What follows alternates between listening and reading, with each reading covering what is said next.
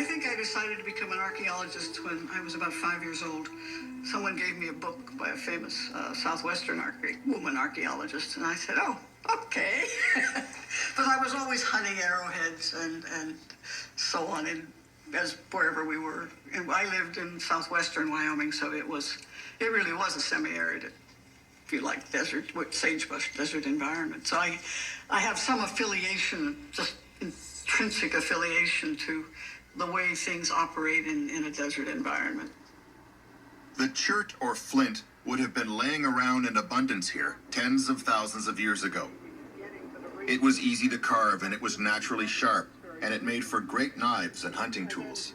Once they decided they're finished or they got what they want, they...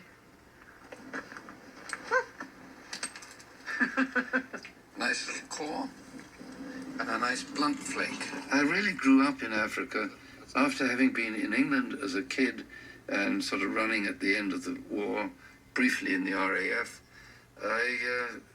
I became mature in Africa. So I'm really a sort of an African, but I don't sound like an African. But my way of looking at so many things is very African. It's good for fleshing out something. You can take the meat, or take the skin off the meat. Rufus and Maxine try to adopt a perspective that is both African and ancient in order to make sense of the pieces that slipped out of someone's toolkit so many tens of thousands of years ago. I think this is really rather nice. Somebody else didn't, and they threw it away. Certainly you had to have tools to do different things, and you don't exactly go slicing up a rabbit with one of these. In fact, an unretouched flake is much better for slicing up a rabbit than anything like this. And still the enigma is what they really use these things for. We really don't know. I think if you're going to stay alive using lithic artifacts, you're solving problems. And you have to figure out ways of doing it. And our problem is to figure out the problem that set of artifacts was solving. Mostly people have not gotten on to that level of analysis yet. I see as much of life, if you like, in inanimate objects as inanimate objects. This distinction between us and the rest of the world is pernicious. It's what's going to destroy us.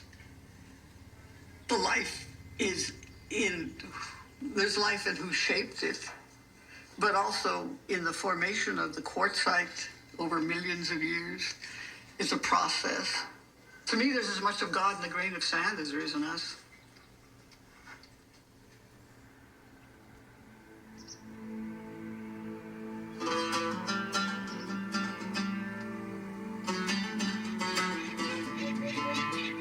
Samples of similar toolkits have been found across the length and breadth of Africa. That may have meant early man traveled and traded, navigating across deserts to the ocean. But who can really know? Scientists do know what drew those ancients here to Dakhla, though. It was the water. The same thing that drew Egyptians out of the Nile Valley and into the desert, where they cultivated little islands of hope on the farthest fringes of the kingdom.